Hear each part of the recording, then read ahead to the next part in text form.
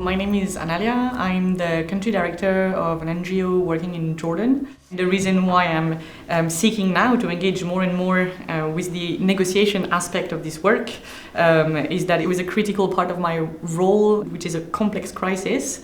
But it is also a critical, regular aspect of my work in a more stable institutional environment. Before taking part in CCHN activities, we didn't even consider that negotiations actually required specific trainings because it was such an essential part of the job. So I have access through CCHN. I have access to a community of people who belong to other agencies, who work with other agencies, who may have developed tools, who have thoughts about different tools, different approaches. Being able to have connections with people who don't necessarily do the exact same work, but know what I'm talking about, and maybe have experienced it or have experienced something similar or something completely different is very, very useful. And it's critical for my personal and professional development. No?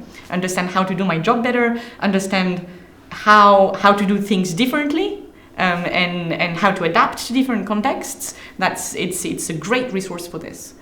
The capacity through CCHN, the capacity to discuss the difficulties, the challenges, the solutions with other organizations, with people from different contexts is just a wealth of additional resource that is very, very useful for me. In particular, I think in a managerial position where I have to put together teams and organize teams of negotiators, etc. What is at stake in humanitarian negotiations is just our capacity to do our work as humanitarian actors, no? So what do we want to do? We want to deliver assistance. We want to deliver life-saving assistance. We want to preserve our principles, our humanitarian principles, our organizational standards and our organizational mandates. And we're not operating in a vacuum, and we're not operating in a context where we are the power holder.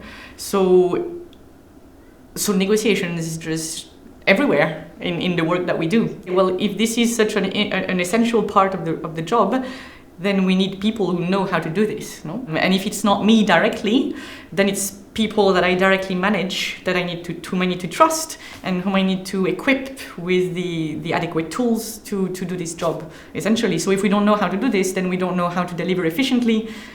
We don't know how to deliver life-saving assistance. We don't know how to preserve the principles and the operating space, which is the core of our job.